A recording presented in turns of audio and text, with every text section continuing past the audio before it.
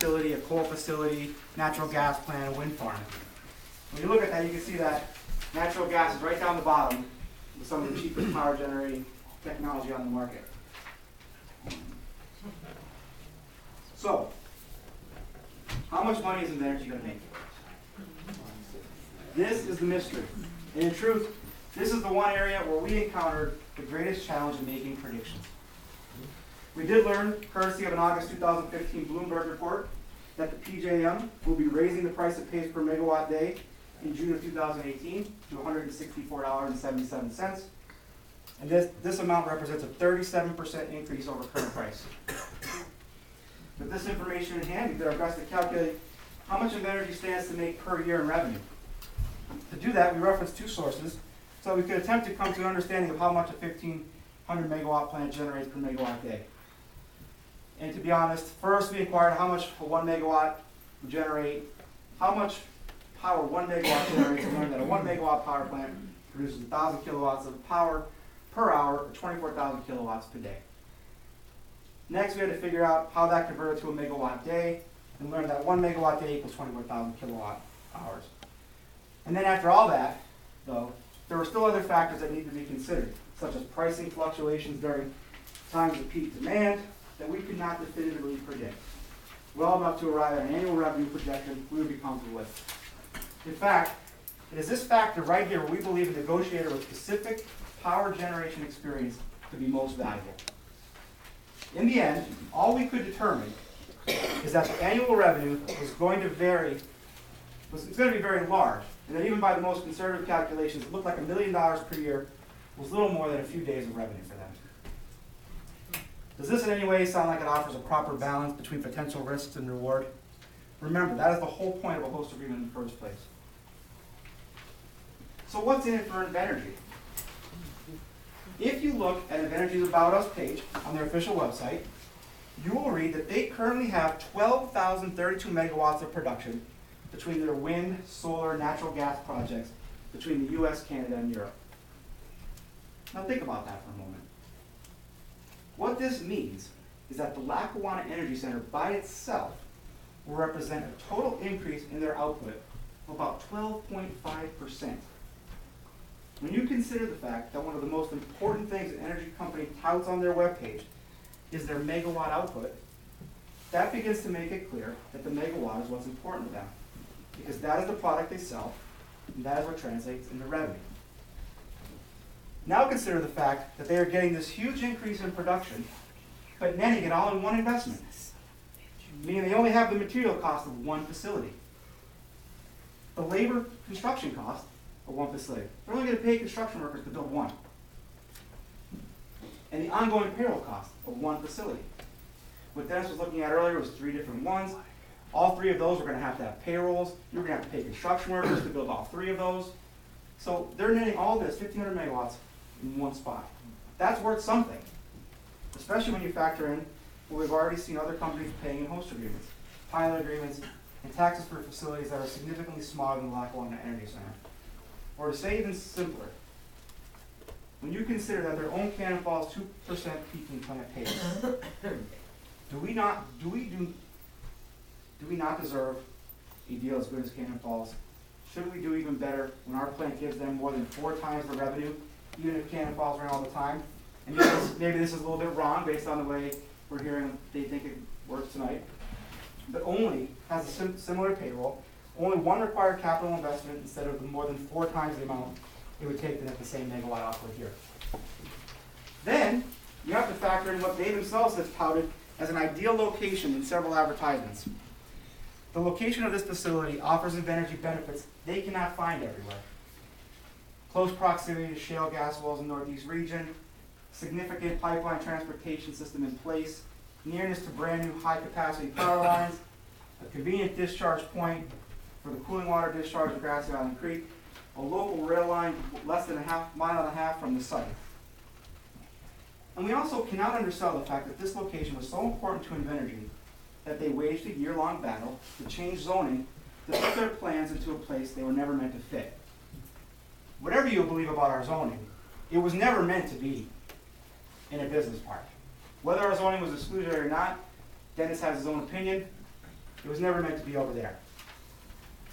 When you factor the significant increase of the company's megawatt output, and that output's linked to revenue, combined with the aforementioned cost-saving infrastructure and construction and labor cost benefits listed above, you can easily understand why Invenergy can be moved to a host agreement amount that is proportional to the ratio between size and payment, as illustrated at much smaller facilities.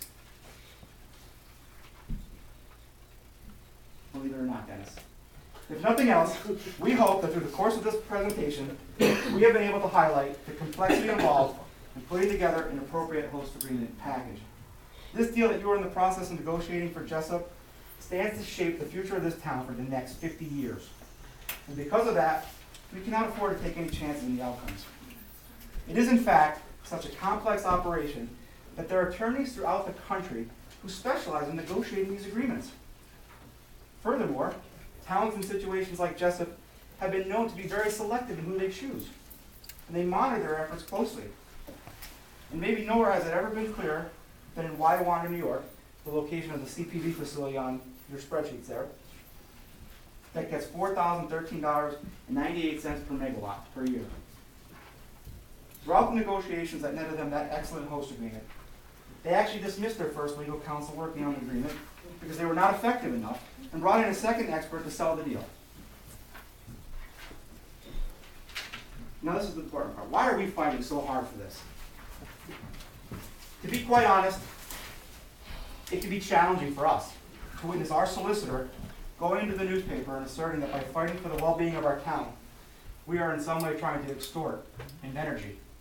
It can be challenging for us to sit here, to come to a presentation like this, and watch our lead negotiator spend his entire presentation trying to prove people wrong who only want the best for this town. No, advocating for the agreement that I negotiated. That was my sole purpose. Let me say that. Not advocating for anything. Be respectful. Be respectful. Okay, could I just say? You can, and you know, we can talk about this very calmly. Let's just leave the personalities out of it. I mean, the personal attacks it just creates an anger and an anxiety between both council and Citizens for Health. Just nobody really wants that. I agree. I agree. But we have, and I have to say this, and this is not adversarial, but all we have witnessed publicly, it was refreshing to finally hear Attorney Blazer or Dan speak up with any information about what they thought a fair host agreement was. Because to this point, we had only heard Rick say why he didn't want to try for more. But we as a council asked Rick to negotiate for us. Rick kept us apprised of the negotiations every step of the way. And I agree with that. We did our absolute best, and we feel that this was negotiated in good faith. They don't even Well, council feels that. We do have a difference of opinion, especially when, on the other hand, we find it more responsible to consider the needs of a school district that currently has an annual budgetary shortfall of around $1 million. And we believe that by obtaining a host agreement that does its job of balancing the effects of the plant with the economic impact, our community has a chance to change that fact, ensure that our children get better educations and our teachers get paid better. We believe that by receiving a fair payment from Invenergy, we can give council the opportunity to ensure that nobody who lives in a town with a 1,500 megawatt power plant will find it impossible to pay their own energy bills. We believe that when you negotiate a fair host agreement, you will be able to give back to this community of homeowners a tax break that could begin to offset the property value loss that is predicted for our area when this plant is built. We believe that a fair host agreement will also have enough money in it so that you as a council can set aside a portion of that money to ensure that taxes remain stable as we move into the future. And we also believe that by using a significant amount of that money to invest in infrastructure projects in this town, you will have it in your power to ensure that Jessup Borough does not become just another rundown power plant town. We spent a good deal of this presentation trying to analyze the bottom line of various power plants throughout the country, trying to predict Invenergy's bottom line as well. But in the end, we have to consider the bottom line of Jessup. And that bottom line tells us clearly that $1 million per year is not enough to make noticeable impacts on the lives of every resident of Jessup. Make no mistake, every resident of Jessup will be impacted by this plant. However, by pushing Invenergy to pay a fair amount of money, you can do all that can be done to ensure that the economic benefits that have been promised throughout the sale of this project can actually become a reality. I do thank you for your time.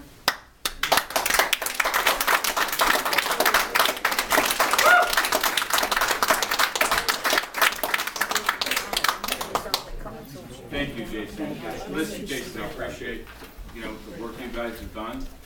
You've obviously put a lot of hours into it, as has everybody here. Hopefully going forward, we work together. Council needs to make a very difficult decision, and we will make it on Monday. Our conversation with Fair Shake Energy and your presentation and everything that you brought forth is very meaningful, and will help council.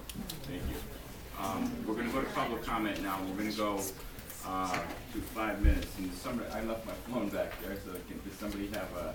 I'll do it. Can you do it? Okay. Okay. First, we're going to Attorney Blazer. I'm not going to use 5 minutes. Really, I just want to, first of all, I have to commend Jason, because he's done an enormous amount of work. He may not believe it, but it is an enormous amount of work. It unfortunately suffers from the fact that, as he's acknowledged, he doesn't know a lot about this area.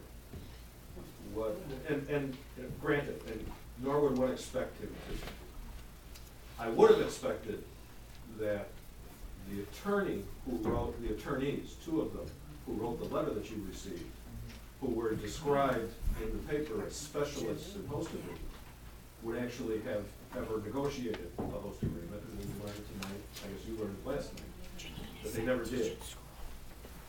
And in reading that, I've been a lawyer for 34 years now, oh my God. It's almost done. The letter was written in a way that kind of surprised me, given what was obviously a lack of knowledge about what had gone on in this process, about the fact that you had hired IES, that you had gone to the Department of Health. And it puzzled me. So one of the things I did, you can go online in any state and determine how long somebody's been a lawyer. And I went just to check, because one of the things you do when you're potentially going to be dealing with somebody opposing you, you try and find out what you can about them. And what I found out about these two young gentlemen is that they have each been attorneys in Pennsylvania for approximately 15 months. So it wasn't surprising to me once I learned that one of them was admitted in October 2014 and the other one in November 2014. Actually, roughly, I guess, a month or so after this whole process started. The only host agreement that, as far as we know, has ever been entered into in the state of Pennsylvania occurred while these two gentlemen probably were in grammar school. So, is there a quote-unquote power plant host agreement expert in Pennsylvania? No, there isn't, because it's never been done before except for Peach Bottom, which was 15 years ago. My primary focus, though, is on this notion of wind farms. Because as you know, Invenergy is involved in the development of wind, solar, battery, and natural gas-fired power plants. And I'm involved in all of those types of projects all over the country. The Spitzer-Sulkin article that Jason referred to is an article on host community agreements for wind farm development, not for power plant development. Why is that important? Number one, I think Solicitor Fernucci asked the question. Not one of the examples that he spoke to you about today has been identified either by CFJ or by Fairshake is based on a per megawatt dollar figure. Not a single one. It's never been done with a power plant host agreement. What's different about a wind farm? Several things. Number one, first I want to talk about magnitude. If I wanted to develop a wind farm to replace the gas-fired power plant that we want to build here, a 1,500 megawatt wind farm, the standard, roughly standard wind turbine that's used now, and certainly that Invenergy uses around the country, is what's called a GE 2.0. It's a 2 megawatt wind turbine. It has the potential to generate 2 megawatts of electricity. Approximately to the tip of the blade, 498 feet tall.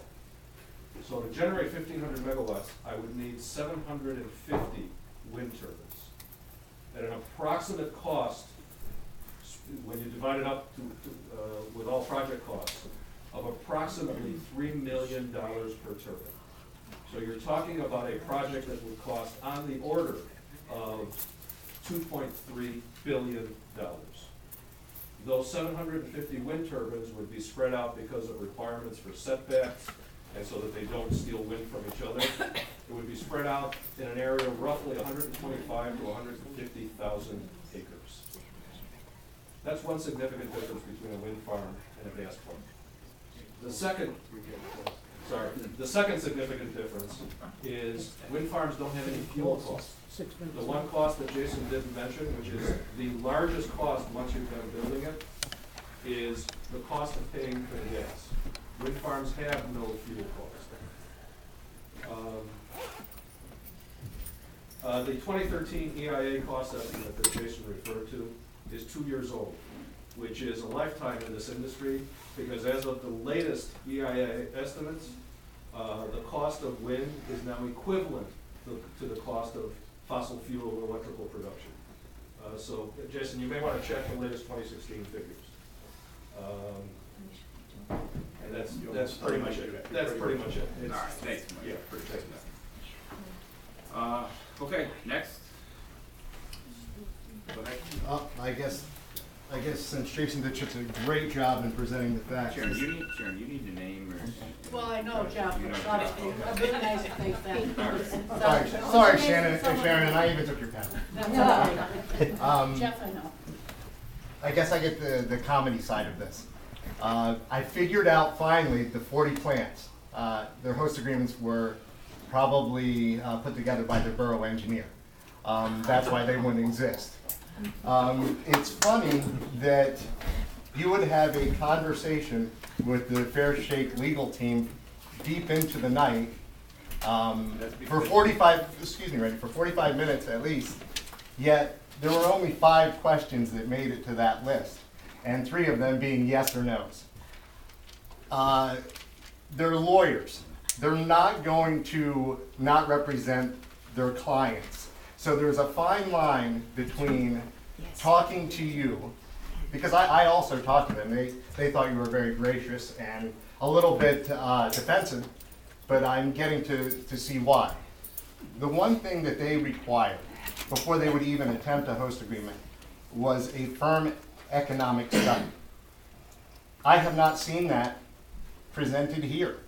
There's not 1 ounce of evidence that came from either saying the bottom line of this plant is going to produce this amount of money. I also spoke with Daniel Spitzer, great guy. He works for Invenergy. It's why he wasn't able to take our host agreement. He's worked for him in the past. It was a conflict of interest. Great guy. There are literally hundreds in Pennsylvania of host agreement attorneys that we cannot afford. We can't afford. We can't afford to fly them in from Pittsburgh. We can't have their head counsel, O'Day, come here and fight a fight with Invenergy. We can't afford that. But I would expect that from my borough to put up a defense. The places you'll find host agreements, Attorney Glazer, right, is with casinos, landfills. Every place around here, there are host agreements. It's easy to find a host agreement attorney. They're under every rock, and they would love to take this. How do I know that? Because we've been asked by other communities that are going through power plants. Help us out. Help us out, find a host agreement attorney. Give us some counsel, which we have done. Right up the road.